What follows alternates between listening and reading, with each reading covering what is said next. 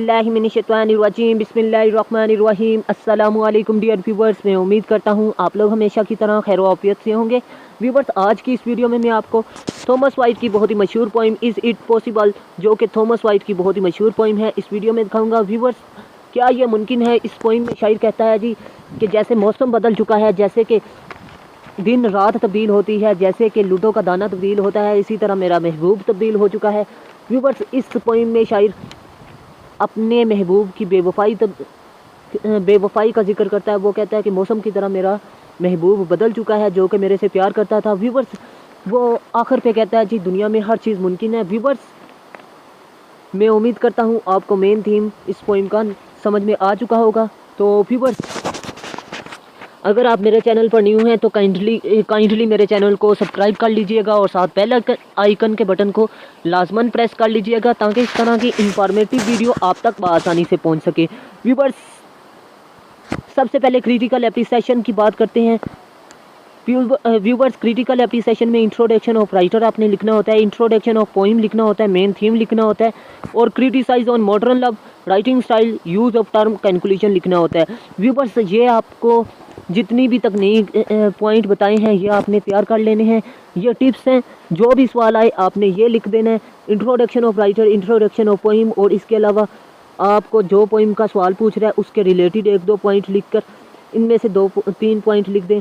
Writing style और use of term और conclusion आपने यही लिख देना है, आपका सवाल क्लियर हो जाएगा। व्यूवर्स, इस वीडियो में जो पॉइंट मैंने बयान किए हैं, काइंडली वो पॉइंट आप एक्सप्लेनेशन और रेफरेंस टू कंटेक्स्ट में भी लिख सकते हैं। और कंटेक्स्ट मेन थीम मैंने एक ही बनाया ताकि आपको ज़्यादा तैयारी ना करनी पड़े। व्यूवर्स, चलते हैं सबसे पहले इंट्रोडक्शन ऑफ राइटर की तरफ। तो Wyatt is one of the greatest poets of English poetry. Wyatt English के बड़े शायरों में से एक शायर है। He is considered as the father of English sonnet. वो जाना जाता है, वो फादर माना जाता है इंग्लिश सोनेट का। His work is mainly devoted to the problem of human life. उसने अपनी ज़िंदगी इंसानी मसाइल पर वक़्फ़ कर दी, क्योंकि उसकी पोइट्री का जौन सा मौजू था वो इंसान था, इंसानी मसाइल थे, इंसान की रोमांटिक लव पर जौन से मसाइल पेश आए उस पर उसने अपनी नज़में लिखी। तो व्यूअर्स, इसी तरह हम कह सकते हैं कि उसने अपनी ज़िंदगी किस इंसानी मसाइल पर वक़्फ़ कर दी। तो व्यूअर्स, ये था इंट्रोडक्शन। अब नेक्स्ट चलते हैं जी। अभी इंट्रोडक्शन ख़त्म नहीं हुआ। व्यूअर्स, ही रूट 8 पोइम्स। उसने 8 नज़में लिखी जो कि आपके सिलेबस में शामिल हैं, 8 पोइम्स। उनमें से of all those poem is love and disloyalty. वो सब के सब प्यार, और सबसे ज़्यादा जौन सी पोइमें लिखी गई हैं वो प्यार और बेवफाई पर लिखी गई हैं। So Samuel Butler stated his point of view skilfully in this lines. इसीलिए सैमुअल बटलर बड़ी हुनरमंदी के साथ कहता है जी, स्किलफुली हुनरमंदी के साथ कहता है जी, every man is work is always सब टेरियट ऑफ हिमसेल्फ। हर इंसान का जौन सा काम होता है वो उसके किरदार की अक्कासी करता है, यानी शीशा होता है जी, उसका काम उसका शीशा होता है। जैसा अमल करता है वैसा ही फल पाता है, कि वो इंसान वैसा ही होता है। व्यूअर्स, अब चलते हैं जी इंट्रोडक्शन ऑफ पोइम की तरफ कि इंट्रोडक्शन ऑफ पोइम क्या है जी। Disloyalty is the main theme of the poem. बेवफाई इस पोइम का मेन थीम है जी। The poet tells us about the joys of love and sadness of love of life. इस नज़म में शायर हमें बताता है प्यार की खुशियाँ और दुख ज़िंदगी के, यानी प्यार की ज़िंदगी में जौन सी खुशियाँ आती हैं और गमियाँ आती हैं वो बताता है। व्यूअर्स, अब क्रिटिसाइज ऑन मॉडर्न लव तीसरा पॉइंट है। Wyatt has studied the evils of modern love very closely. Wyatt studied मुतालिया करता है मॉडर्न बुराई लव की बुराइयों का बड़ी गहराई के साथ। He describe losses of love. वो बयान करता है प्यार के नुकसानात को। So one writer says about love, love is the medicine for any kind of want, but there is no medicine for a want given by love. वो यहाँ पर इस कोटेशन का मतलब है जी, लव इज़ मेडिसन। प्यार हर ज़ख्म की दुआ है, हर किस्म के ज़ख्म की दुआ है, और जो ज़ख्म प्यार से मिलता है उसकी कोई मेडिसन भी नहीं है। So we can say that he is a great philosopher and great lover of love. इसीलिए हम कह सकते हैं कि वो ग्रेट फिलोसफर भी है और ग्रेट लवर ऑफ लव भी है। So one writer says about love is a master key that open the gates of happiness.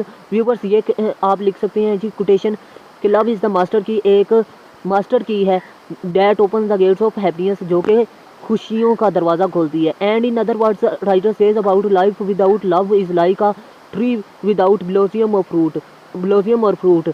हाँ जी, प्यार के बगैर ज़िंदगी ऐसे है जैसे कि एक दरख्त में बगैर फल के है। व्यूवर्स अब चलते हैं जी main theme, is it possible. ये मेन थीम भी है, एक्सप्लेनेशन भी है और कंटेक्स्ट में भी आप लिख सकते हैं। Viewers in this poem the poet narrates the story of disloyalty of his beloved. इस पोइम में शायर अपनी महबूबा की डिसलोयल्टी को बयान करता है जी, बेवफाई को बयान करता है। In this poem the poet seems to be disillusioned from the distressful behaviour of the beloved. इस नज़म में शायर महसूस करता है डिसइल्यूजनेड बेईमान, ठीक है, फ्रॉम डिस्ट्रेसफुल गैर यकीनी, डिसइल्यूजनेड बदला हुआ, बिहेवियर रवैया ऑफ द बिलव्ड उसकी महबूबा का। He says that his beloved is insincere and flirtatious. Flirtatious का मतलब होता है जी चेंज हुआ, जो बदलता रहता है। She change her heart as one as weather, उसका दिल बदलता रहता है मौसम और हवा की तरह। He says that his beloved does change the nature of the day and turns around like the grain of वेल्डिकल। और उसकी बिलव्ड तब्दील हो जाती है कुदरत की तरह, और कभी इस तरह तब्दील होती है जैसे कि लुड्डो का दाना तब्दील हो जाता है। In the end of the poem the poet says that we can ready to believe that everything is possible in this world. इसीलिए शायर कहता है कि हमें यकीन करना चाहिए कि हर चीज़ इस दुनिया में मुमकिन है, कोई भी चीज़ नामुमकिन नहीं है इस दुनिया में। क्योंकि हम किसी पर भी एतबार कर लेते हैं तो इसका मतलब ये नहीं है कि वो बिल्कुल ठीक है। यह भी हो सकता है वो बंदा आपको धोखा दे रहा हो। तो काइंडली आप लोग ज़हनी तौर पर तैयार रहें कि आपको धोखा मिलने वाला है, क्योंकि everything is possible in this world. ये इस पोइम का मेन थीम, मेन टाइटल भी आप कह सकती हैं कि हर चीज़ मुमकिन है इस दुनिया में, धोखाधड़ी, दो नंबरी, हर चीज़ मुमकिन है।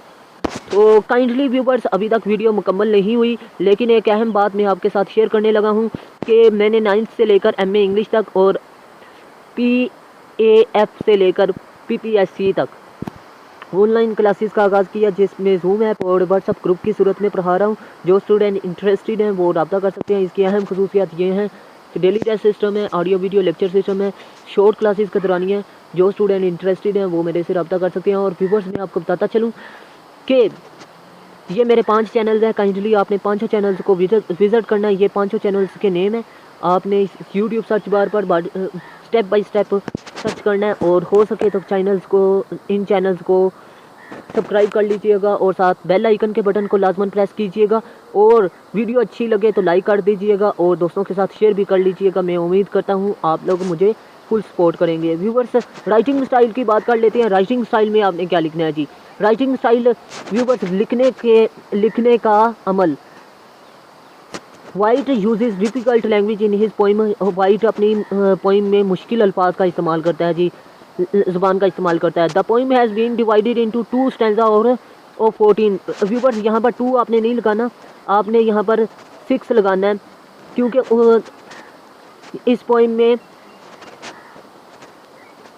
6 स्टैंजा और 30 लाइन्स हैं, तो ये आपने लिखना है जी। The poem is rich imagery as the poet has used many similes and metaphors. और पोइम का तसव्वुर जो है उसमें तशबीह और मेटाफियर्स का इस्तेमाल होता है जी। The economy of words in this is very remarkable. और जो सा वर्ड की इकोनॉमी है वो बहुत ही आला है, यानी उसका लिखने का अंदाज़ बहुत ही आला है, बहुत ही काबिल तारीफ़ है। ये एक जामिया और शाहकार है, ये भी आप कह सकते हैं कि उसने इंग्लिश पोइट्री में बहुत ही आला और ज़बरदस्त पोइमें लिखी। आप इंग्लिश लिटरेचर में वाइट की पोइम्स को नज़रअंदाज नहीं कर सकते, क्योंकि वाइट आपको पता है कि इंग्लिश लिटरेचर में सोनिट का फादर भी कहा जाता है, यानी फादर ऑफ सोनिट, यानी उसने इंट्रोड्यूस करवाया सोनिट को। अब मैं आपको बताता चलूँ सोनिट किसे कहते हैं। सोनिट कहते हैं जी 14 लाइनों पर मुश्तमिल मिसरे को।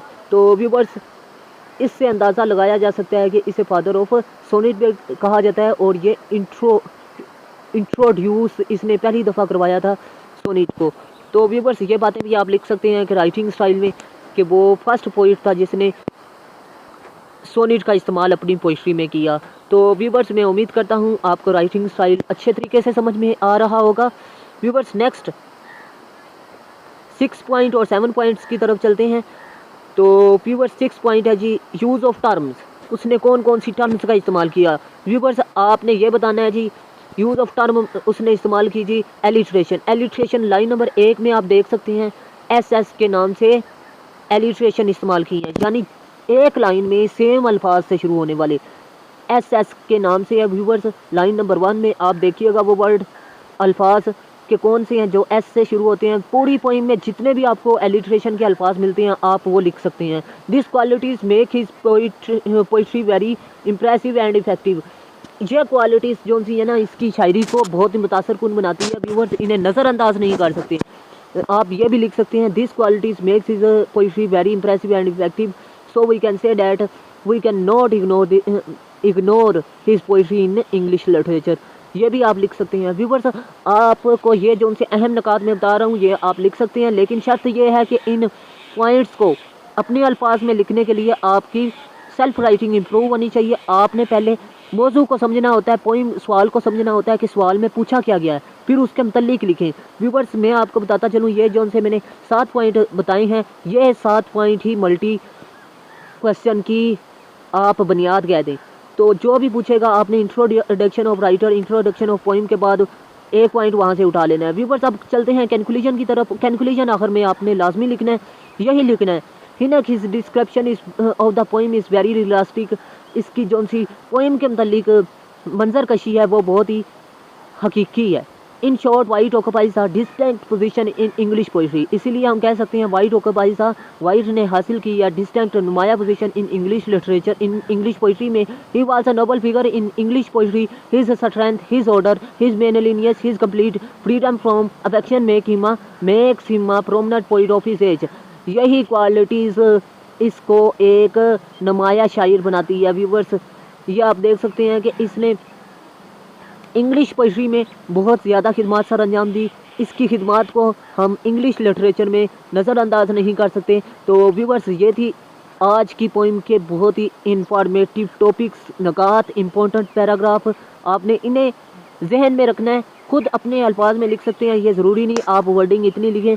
व्यूवर्स ये मैंने 200 से 300 लफ्ज़ कम से कम इस वीडियो में दिखाया है, आप गिन भी सकते हैं। अगर आपको ये PDF की सूरत में चाहिए तो व्यूवर्स ये भी मिल जाएंगे, लेकिन ये PDF की सूरत में आपको रुपीस की सूरत में मिलेंगे, तो बहुत ही मुनासिब कीमत है। जो स्टूडेंट्स नोट्स ख़रीदना चाहते हैं वो मेरे व्हाट्सअप नंबर पर भी रब्ता कर सकते हैं। और व्यूवर्स मैं आपको बताता चलूँ कि जो स्टूडेंट्स पढ़ना भी चाहते हैं ऑनलाइन उनके लिए मोस्ट वेलकम।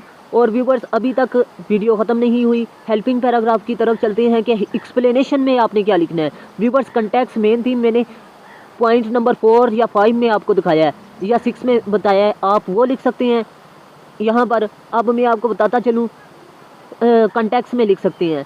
और एक्सप्लेनेशन में आपने क्रिटिसाइज और मॉडर्न लव आपने वो दूसरा पॉइंट मेरे ख्याल से लिखना है। उसके अलावा व्यूवर्स स्टैंजा रिलेटेड जो आपने स्टैंजे के मतलब जो भी पूछा गया है वो आप लिख सकते हैं। प्रेजेंट इंडेफिनेट और परफेक्ट में आप लिख सकते हैं, कंटिन्यूस और परफेक्ट कंटिन्यूस में भी लिख सकते हैं, प्रेजेंट में।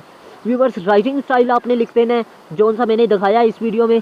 और यूज़ ऑफ टर्म भी आप लिख सकते हैं कि जो मैं आपको बता चुका हूँ। ये अहम नुकात हैं जो कि एक्सप्लेनेशन की बुनियाद होती हैं।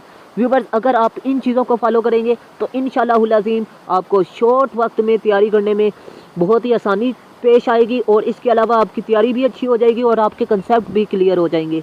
व्यूवर्स मैं उम्मीद करता हूँ इस वीडियो से आप लोगों ने बहुत ज़्यादा फ़ायदा हासिल किया होगा।